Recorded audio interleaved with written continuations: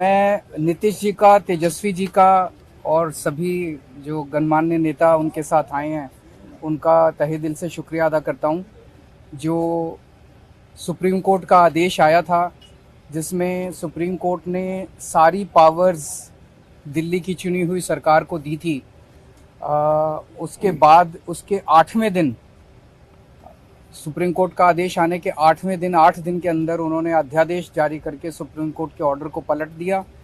चुनी हुई सरकार की सारी शक्तियां छीन ली, सरकार को बिल्कुल पंगु बना दिया और सारी ताकत एलजी को दे दी कि अब एलजी दिल्ली चलाएंगे। 5-0 से जजमेंट आया था, पांचों जजों ने, संविधान पीठ ने जजमेंट दिया था, उस जजमेंट को पलट दिया 8 दिन के अंदर। ये संविधान के खिलाफ है। उसके बारे में नीतीश जी आज आए थे और उनसे काफ़ी डिटेल में चर्चा हुई। उन्होंने पूरी तरह से समर्थन जाहिर किया कि ये वो हमारे साथ हैं, दिल्ली के लोगों के साथ हैं और दिल्ली के साथ जो अन्याय किया है केंद्र सरकार ने, उन्होंने कहा कि इसका मिलके लड़ेंगे। और मैंने उनसे निवेदन किया, अभी वो पूरे देश के अंदर विपक्ष को एकत्रित करने में जुड़े हुए हैं। मैंने उनसे निवेदन किया कि अगर सारा विपक्ष इकट्ठा हो जाता है, नॉन बीजेपी सारी पार्टियां इकट्ठी हो जाती हैं, तो एक तरह से राज्यसभा के अंदर अगर ये इसको बिल के रूप में लेके आते हैं तो इसको बिल के रूप में हराया जा सकता है राज्यसभा के अंदर। और अगर राज्यसभा के अंदर ये बिल हार गया तो ये एक तरह से 2024 का सेमीफाइनल होगा। फिर एक मैसेज चला जाएगा पूरे देश के अंदर। ये बिल अगर हार जाता है तो मैसेज पूरे देश में जाएगा कि 2024 के अंदर बीजेपी की सरकार जा रही है। मैं बहुत अच्छा, तो हम लोग आए हुए थे यहाँ, तो आए ही थे आपसे मिलने के लिए। और इनको काफी जो सुप्रीम कोर्ट का फैसला हुआ बहुत अच्छा लगा और हम लोग तो देखते ही रहे। अब उसके बाद जो कुछ भी करने की कोशिश हो रही है केंद्र सरकार के द्वारा, ये तो एक विचित्र बात है। अब आप जरा संविधान को देख लीजिए, क्या अधिकार है। जब गवर्नमेंट बनाई जाती है, इलेक्टेड सरकार बनती है, तो उनको जो अधिकार दिया गया है उसको कैसे आप हटा सकते हैं?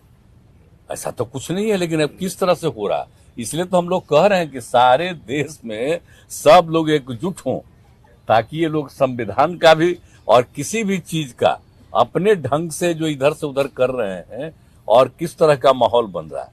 अब दिल्ली में इनको लोगों ने किस तरह से बहुमत दिया है और किस तरह से सब लोग साथ हैं, और हम लोग इस बात को मानते हैं कि काम कर रहे हैं, बहुत अच्छा काम कर रहे हैं। और उसके बाद सुप्रीम कोर्ट का भी फैसला हो जाए तो राज्य सरकार को जो अधिकार है काम करने का, उस काम को रोक दिया जाएगा।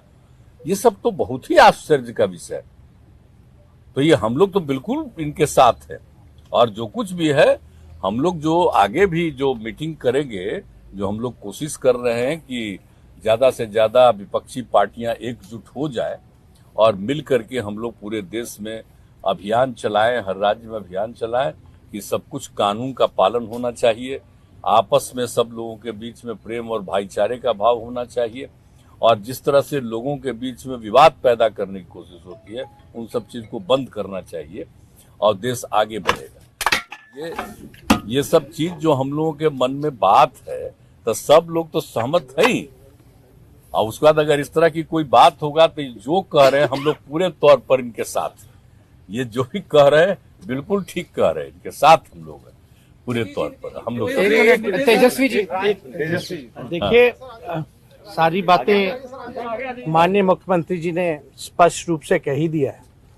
आज की मुलाकात खास तौर पे इसलिए है कि जो लोकतंत्र है, लोकतंत्र में चुनी हुई सरकार को जो अधिकार मिले हैं और जिस प्रकार से जो नॉन बीजेपी स्टेट में जिनकी भी गवर्नमेंट है, बीजेपी लगातार उनको तंग कर रही है, परेशान कर रही है। तो जो परेशानी अरविंद केजरीवाल जी झेल रहे हैं, हम यहाँ पूरी तरीके से इनको समर्थन देने आए हैं कि इनके साथ अन्याय कर रही है केंद्र की सरकार। और जब सुप्रीम कोर्ट का जब जजमेंट आ गया तो सारी चीजें स्पष्ट हो गई, तो कुछ कहने वाली कोई बात ही नहीं है। लेकिन जिस प्रकार से इनको तंग किया जा रहा है, या और दूसरे राज्यों में जिस प्रकार से केंद्र भेदभाव कर रही है उन राज्यों के साथ, तो ये कहीं से भी न्यायपूर्ण नहीं है। लोकतंत्र पर ये साफ दिखाता कि खतरा है। ये लोग संविधान को बदलना चाहते हैं, जो हर केस हम लोग मिल करके होने नहीं देंगे। और मान लीजिए अगर दिल्ली में बीजेपी की सरकार रहती तो क्या एलजी की हिम्मत होती इस प्रकार का काम करने की?